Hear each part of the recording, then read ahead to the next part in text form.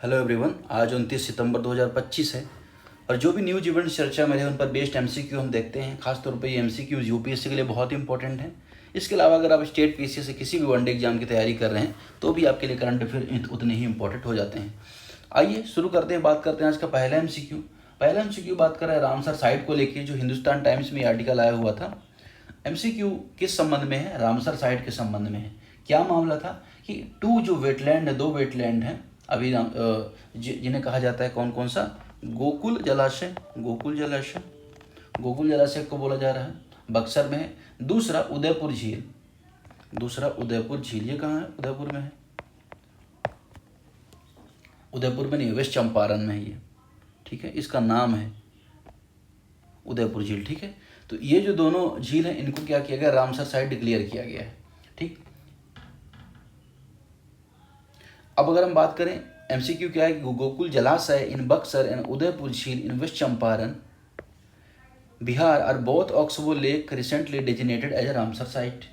दूसरा, Gokul Jalashay act as a buffer during Ganga flood and support local livelihood like fishing and agriculture.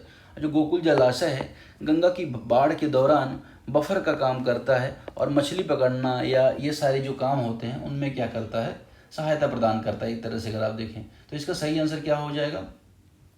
सही answer हो जाएगा इसका सी। दोनों ही स्टेटमेंट यहाँ पे सही है, बोथ 1 और 2 यहाँ पे करेक्ट है। अगर हम बात करें गोकुल जलाशय के बारे में, इसको मैंने आपको बताया कि इसकी लोकेशन ऑलरेडी यहाँ पे दिया हुआ बक्सर में है, ठीक है। अब अगर हम एक चीज़ और देख लेते हैं, कौन कौन से फ्लोरा फोना यहाँ पे पाए जाते हैं। तो अगर हम बात करें 280 से ज़्यादा यहाँ पे फ्लोरा फोना पाए जाते हैं इस वेटलैंड में, ठीक है। और कुछ ज़्यादा खास इंपॉर्टेंट इसमें फैक्ट नहीं है। अगर हम बात करें रामसर के कन्वेंशन के बारे में, तो रामसर कन्वेंशन कब हुआ था? 1971 में हुआ था, ईरान के रामसर शहर में। यहाँ पे बात ये हुई थी कि जो भी इंटरनेशनली इस तरह के वेटलैंड्स हैं जो इम्पोर्टेंट हैं और जिनकी सुरक्षा की जानी चाहिए, जिनको बढ़ावा दिया जाना चाहिए उनकी सुरक्षा संबंधी, तो उनको रामसर साइट डिक्लेयर किया जा सकता है। तो भारत में अभी 2 नए रामसर वेटलैंड डिक्लेयर किए गए हैं, ठीक है। भारत में सबसे बड़ा अगर हम बात करें लार्जेस्ट जो रामसर साइट कौन सी है, तो लार्जेस्ट कौन सी हो जाएगी? सुंदरबन हो जाएगी। सुंदरबन डेल्टा लार्जेस्ट हो जाएगी, ठीक है। और सबसे ज़्यादा अगर हम बात करें कि संख्या सबसे ज़्यादा किस राज्य में है रामसर साइट की? सबसे ज़्यादा अगर हम बात करेंगे तो तमिलनाडु में रामसर साइट की संख्या है। इस राज्य में? तमिलनाडु में, ठीक है। तो कुछ जो एक्स्ट्रा फैक्ट थे हमने यहाँ पे ये भी देख लिया। आगे हम बात करेंगे इसके बारे में, यहाँ पे consider the following statements the corporate average fuel efficiency के बारे में। भारत में जो कॉर्पोरेट एवरेज फ्यूल एफिशिएंसी है उसका मानदंड कितना है? उसका कितना है? 3500 किलोग्राम। अगर हम बात करें जो 3500 किलोग्राम से कम वजन वाले जितने भी वाहन हैं उनकी परवाह किए बिना इसे लागू किया जाता है। दूसरा, जो कैफे नॉर्म्स होते हैं रेगुलेट किए जाते हैं ब्यूरो ऑफ एनर्जी एफिशिएंसी द्वारा। इसका लक्ष्य यह भी है कि रिड्यूस करना oil import and promote EV adoption. तो ईवी एडॉप्शन को प्रमोट करना और जो ऑयल इम्पोर्ट है उसको क्या करना? कम करने का प्रयास यहाँ पे किया जाता है। यह बात यहाँ पे स्टेटमेंट कहना चाह रहा है। अब स्टेटमेंट तो देखिए सही है, दोनों स्टेटमेंट यहाँ पे करेक्ट है। अगर हम बात करें, इंडिया ने भी प्रपोज किया है नए वाहन के जो एमिशन रूल्स हैं उसको अभी इंडिया ने हाल में प्रपोज किया, उसमें थोड़ा सा चेंजेस लाए हैं, ठीक है। इसका पर्पज यही है। अब अगर हम बात करें जिसे कैफे बोला जा रहा है, इसको कब घोषित किया गया था? इसे ब्यूरो ऑफ एनर्जी एफिशिएंसी द्वारा 2017 में इसे प्रस्तावित किया गया था, प्रपोज किया गया था। इसका पर्पज यही था कि जो भी अगर हम बात करें 3500 किलोग्राम से ज़्यादा किलोग्राम से कम के जो यात्री वाहन हैं उनमें जो ईंधन की जो खपत है, उनमें जो CO2 का एमिशन है उसको कम करना, ठीक है। अब इसको दो स्टेज में लागू किया गया था जो कैफे नॉर्म्स है। एक तो पहला स्टेज था 2017 से 18 में, दूसरा स्टेज से 2022 से 23 के बीच में लागू किया गया था। अब ये जो मानदंड किन पर लागू होंगे? तो जो भी वाहन पेट्रोल से चल रहे हैं, डीजल से चल रहे हैं, LPG से चल रहे हैं, CNG से चल रहे हैं, हाइब्रिड से भी चल रहे हैं, इलेक्ट्रिक एनर्जी से भी चल रहे हैं, सभी वाहनों पर ये जो मानदंड है लागू होंगे। और इसका पर्पज यही था, एक तो इम्पोर्ट जो हमारा ऑयल है उसको कम करना, दूसरा जो एयर पोल्यूशन उसको कम करना, EVs को बढ़ावा देना, CNG कार्स को भी बढ़ावा देना यहाँ पे पर्पज था। बात है यहाँ पे किसकी? Bureau of energy efficiency BE की हमने यहाँ पे देखनी थी। तो इसकी स्थापना कब की गई थी? 2002 में की गई थी। एक्ट आया था और एनर्जी एफिशिएंसी एक्ट 2001 आया था, उसके प्रावधानों के तहत इसको इस्टेब्लिश किया गया था, जिसका पर्पज ये था कि भारत में जो अर्थव्यवस्था है उसमें ऊर्जा या एनर्जी की जो फास्ट जो कहते हैं ना कंजप्शन है उसको थोड़ा सा लिमिट करना, इस तरह से जैसे मान के जैसे EVs हैं इन सबको बढ़ावा देना, ये यहाँ पे इसका पर्पज था, ठीक है। साथ ही CO2 एमिशन वगैरह कम करना, ये सब भी इसके गोल थे। ये बात हमने यहाँ पे देखनी थी। सही आंसर कौन सा हो जाएगा? बोथ 1 और 2 यहाँ पे करेक्ट आंसर हो जाएगा।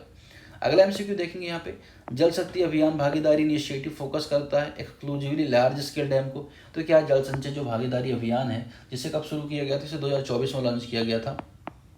क्या उसका पर्पज ये हो कि जो बड़े डैम है सिर्फ उनको क्या करना, मतलब कि उनके बारे में यहाँ पे सोचना या उनको संदर्भित करना? नहीं, ऐसा नहीं है। यहाँ पे हर तरह का जो जल संबंधी जो संस्थान है उसको यहाँ पे संदर्भित करने का प्रयास यहाँ पे किया गया था। अभी रिसेंट में जो कर्नाटक का बीदर जिला है ना, उसे जल संचयन भागीदारी पुरस्कार मिला है। किसे? कर्नाटक का जो बीदर जिला है उसे।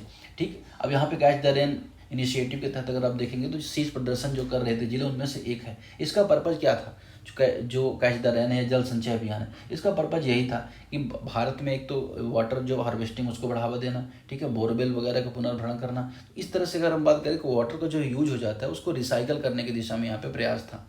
दूसरा, it aim to foster whole of the society, whole of the government participation in the water conservation. इसका उद्देश्य सरकार और समाज दोनों की भागीदारी को बढ़ावा देना। दोनों बात, दूसरे स्टेटमेंट यहाँ पे सही, पहला गलत है। आपको मैंने यहाँ पे देखा ये लार्ज स्केल डैम के लिए, बल्कि छोटे मोटे, मैंने आपको बताया कि हर तरह के जो जल संभर क्षेत्र हैं उन संबंध में है। जल शक्ति अभियान के बारे में बात करें तो ये इसकी शुरुआत कब हुई थी? किसकी? जल शक्ति अभियान की। जल शक्ति अभियान की शुरुआत हुई थी 2019 में। ठीक है, 2019 में। ठीक, क्वेश्चन नंबर 4 देखेंगे यहाँ पे, consider the following statements. Ecuador के बारे में है। अब इक्वाडोर का जो राष्ट्रपति हैं नोबोआ, उनकी अमेजोन में जो तेल उत्खनन का विस्तार करने की योजना का विरोध कर रहे हैं। ठीक है, अब यहाँ पे इक्वाडोर यहाँ पे चर्चा में आ गया। अभी है कहाँ पे इक्वाडोर? तो अगर आपने ये साउथ अमेरिका का मैप देख रखा होगा, साउथ अमेरिका मैप देखो तो यहाँ पे इस लोकेशन में क्या इक्वाडोर है। अब यहाँ पे अगर आप देखो कौन सा देश है, कोलंबिया है, कोलंबिया है। यहाँ पे आपको कौन सा देश मिलेगा? यहाँ पे मिलेगा पेरू मिलेगा, और यहाँ पे ब्राज़ील आपको मिलेगा। ठीक है, अब अगर हम बात करें ये तो अब इतना तो पता चलेगा आपको दक्षिण अमेरिका में है। और यहाँ पे अगर हम बात करें, इनका जो सिविलाइजेशन थी वहाँ पे स्टैब्लिश यहाँ पे रहा करती थी, है ना। ये तो बात हो गई। ठीक, अगर देखो तो पीछे आपका जो पैसिफिक ओशन है उससे यहाँ पे बॉर्डर टच करता है। अगर हम बात करें तो यहाँ पे जो उसका हाईएस्ट पॉइंट है इक्वाडोर का, कौन सा है? Mount Chimborazo. माउंट चिम्बोराजो ज्वालामुखी है यहाँ पे, चिम्बोराजो, वही इसका क्या है? हाईएस्ट पॉइंट है। ठीक है, इसके अलावा कोटोपैक्सी जो ज्वालामुखी जो है, जिसके बारे में आपने सुना होगा, वह भी यहीं है। ठीक है, इसकी राजधानी क्या है? क्विटो इसकी राजधानी है, क्विटो। स्टेटमेंट क्या कह रहा है? Ecuador is located in the north western corner of South America, वो border Colombia, Peru and Pacific Ocean include the Galapagos island. दूसरा, इक्वाडोर की सर्वोच्च जो चोटी है कोटोपैक्सी है। हाईएस्ट पॉइंट कौन सा है? कोटोपैक्सी है। यह यहाँ पे स्टेटमेंट कहना चाह रहा है। ठीक, अब इनमें कौन सा स्टेटमेंट सही है आपको यहाँ पे बताना है। इसका सही कौन सा आंसर हो जाएगा? ओनली वन यहाँ पे करेक्ट आंसर हो जाएगा। ठीक है, क्योंकि इसका जो सबसे ऊंचा शिखर है कौन सा है? चिम्बोराजो, मैंने आपको बताया, चिम्बोराजो। ठीक है, कोटोपैक्सी सबसे ऊंचा सक्रिय ज्वालामुखी है, लेकिन जो सबसे ऊंचा इसका पॉइंट है वो क्या? वो कौन सा है? सबसे ऊंचा पॉइंट इसका कौन सा है? Chimborazo, Chimborazo. ठीक है, आगे बढ़े क्वेश्चन नंबर, ओनली वन यहाँ पे हो जाएगा। क्वेश्चन नंबर 5 देखते हैं, अमराबाद जो टाइगर रिजर्व के बारे में। तो यहाँ पे अगर हम तरह का ब्रिज बनने का यहाँ पे पॉसिबिलिटी ओवर ब्रिज, जिससे क्या किया जा सके, टाइगर कंजर्वेशन में जो ह्यूमन इंटरफेरेंस कम किया जा सके, यहाँ पे पर्पज है। अब ये अमराबाद जो टाइगर रिजर्व ये है कहाँ? तो है कहाँ? ये भी तेलंगाना में है। कहाँ पे? तेलंगाना में है। तेलंगाना में अगर हम बात करें तो ईस्टर्न घाट में पड़ता है, ईस्टर्न घाट का हिस्सा है। और ईस्टर्न घाट में नल्ला मल्ला पहाड़ियाँ हैं, नल्ला मल्ला, वहाँ पे इसका ये पार्ट है। कौन सा? Amrabad tiger reserve. अगर इसके एरिया की बात करें तो लगभग 2 लाख बोला 2000 स्क्वायर किलोमीटर के आसपास इसका एरिया है। लेकिन अगर आप बात करोगे तो सेकंड लार्जेस्ट बिगेस्ट जो इसका कौन सा एरिया है? कोर एरिया जो है ना, तो इसका सबसे बड़ा कोर एरिया जो है, कोर एरिया सबसे बड़ा एरिया है इसका, खासतौर पे आपको यहाँ पे याद रखना है। ठीक है, और कुछ ज़्यादा इसमें फैक्ट है नहीं। पेड़ पौधे तो वही सब पाए जाएंगे, शुष्क पर्णपाती, नमक, सागौन, बांस, ये सब पाया जाता है। इसके अलावा अगर हम तेंदुआ पाया जाएगा, जंगली बिल्ली पाई जाएगी, चीतल पाया जाएगा, नीलगाय, ये सब यहाँ पे पाए जाते हैं। पहला स्टेटमेंट कह रहा है कि जो अमराबाद टाइगर रिजर्व है वो नल्ला मल्ला हिल्स में है, और and it the second largest core area among the tiger reserve. तो जो जितने भी टाइगर रिजर्व है, चाहे अगर हम बात करें सबसे बड़ा है नागार्जुन सागर सिसैनम, तो वो उसके बाद अगर देखें सबसे छोटा सेकंड इसका लार्जेस्ट कोर एरिया है। दूसरा, कृष्णा रिवर फ्लो करती है through its and the Chenchu are the major tribal community. तो चेंचू यहाँ की मेजर ट्राइबल कम्युनिटी है, कृष्णा नदी यहाँ से बहती है, आपको बताना है। तो ये बात एकदम करेक्ट है, यहाँ पे चेंचू जो ट्राइबल है वो यहाँ पे रहती है। ठीक है, एकदम करेक्ट बात है। और कृष्णा नदी भी यहाँ से बहती है, जो 12मासी नदी है, जिस पर कुछ बांध बने हैं, जैसे नागार्जुन सागर सिसलम के बारे में आपने सुना होगा, यह बांध कृष्णा नदी पर बना हुआ है। तो ये दोनों स्टेटमेंट यहाँ पे करेक्ट है। सही आंसर कौन सा हो जाएगा? सी, बोथ।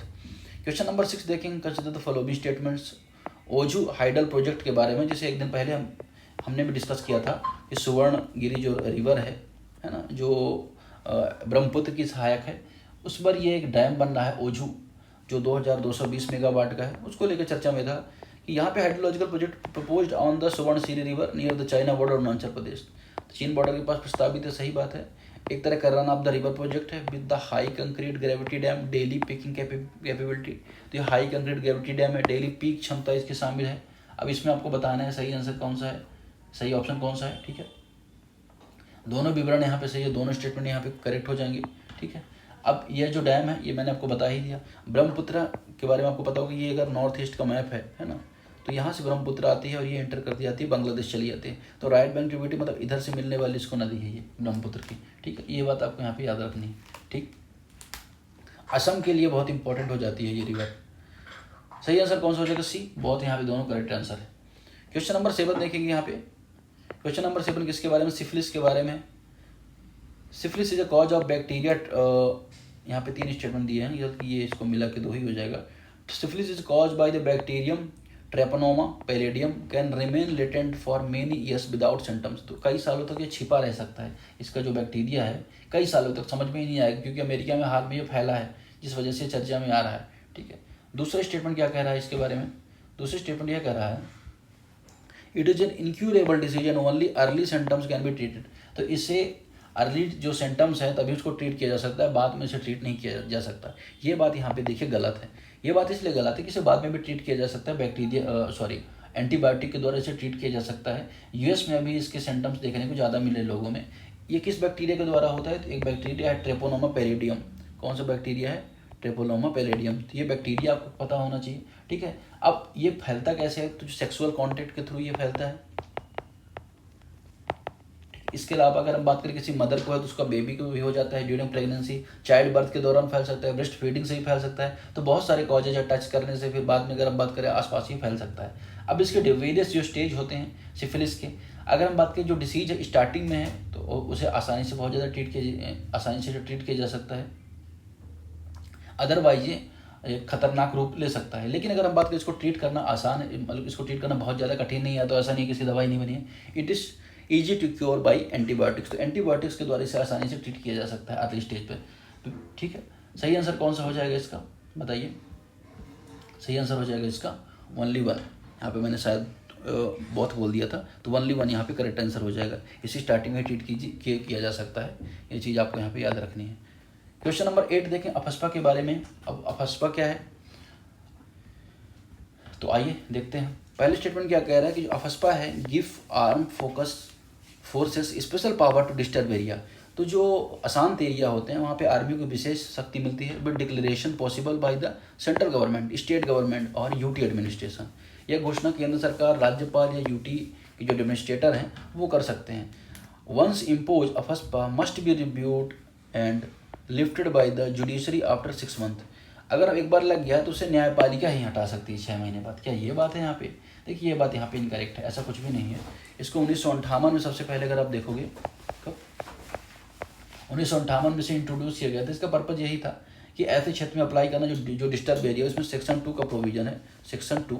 तो जो धारा 2 है वो प्रावधान करती है कि डिस्टर्ब एरिया में यहाँ पे लगाया जाएगा। लेकिन धारा 2 डिस्टर्ब एरिया का जो डिफाइन किया गया है, तो जो सेक्शन 3 है ना उसमें डिफाइन किया गया है कि जो डिस्टर्ब एरिया कौन से एरिया होते हैं कि इन एरिया को डिस्टर्ब एरिया डिक्लेयर किया जा सकता है। फिर स्पेशल पावर क्या होती है यह भी यहाँ पे बताया गया, तो इस पर एक डिटेल वीडियो मैं बनाऊंगा, उसे भी आप देखिएगा। तो यहाँ पर सही आंसर क्या हो जाएगा, यहाँ पर सही आंसर क्या हो जाएगा, ओनली 1 यहाँ पे करेक्ट आंसर हो जाएगा, ठीक है। अब अगर हम आगे बात करें, बहुत सारे केसेस भी आए, चाहे इंदिरा जो बरुआ स्टेट ऑफ असम का जो केस था वह भी इसमें आया हुआ था। तो बहुत सारे सुप्रीम कोर्ट की रूलिंग आई इसमें, हर चीज़ आया। अभी मुद्दा ये था कि जब हर जगह से अपस्पा हटाया जा रहा है तो उसे क्या जरूरत पड़ी कि जो असम के 2 जिलों में यहाँ पे इसे लगाया गया है। तो ये इस वजह से यहाँ पे आप देखो चर्चा में आ गया था, ठीक है। आगे बढ़ते हैं। सही आंसर क्या हो जाएगा, ओनली 1 यहाँ पे करेक्ट आंसर हो जाएगा। क्वेश्चन नंबर 9 देखेंगे। Consider the following statements. ये गोकुल जलाशय क्वेश्चन फिर से रिपीट हो गया, तो हमने ऑलरेडी इसको देख ही लिया है। लेकिन अगर देखते हैं स्टेटमेंट क्या कह रहा है कि बोथ जो जलाशय हैं गोकुल उदयपुर झील सिग्निफिकेंट है बर्ड डाइवर्सिटी के लिए including winter migratory species local food webs. ये बात यहाँ पे सही है। Wetland face no major threat face कर रहे हैं, तो ऐसी बात नहीं है, जब तक थ्रेट फेस नहीं करेंगे उसको कंजर्वेशन क्यों ही देगा कोई। तो यहाँ पे ये दोनों थ्रेट फेस कर रहे हैं, इस वजह से अगर आप देखोगे यहाँ पे कंजर्वेशन का प्रयास चल रहा है, तो दूसरा स्टेटमेंट यहाँ पे इनकरेक्ट हो जाएगा। सही आंसर क्या हो जाएगा, ओनली वन। लास्ट क्वेश्चन देखेंगे, ब्यूरो ऑफ एनर्जी एफिशिएंसी को लेकर फिर से इसको सेट किया गया था 2001 एक्ट के अंतर्गत। रिड्यूस करता है एनर्जी इंटेंसिटी को इंडियन इकोनॉमी में, ऊर्जा तीव्रता को घटाने का प्रयास करता है। इसका मुख्य काम क्या है, setting food safety standard retail commerce India. ये दूसरा स्टेटमेंट गलत है, यहाँ पे एनर्जी से रिलेटेड काम है इसका। दूसरी स्टेटमेंट इनकरेक्ट हो जाएगा, सही आंसर क्या हो जाएगा, ओनली वन यहाँ पे। ठीक है, तो आज की डिस्कशन फिलहाल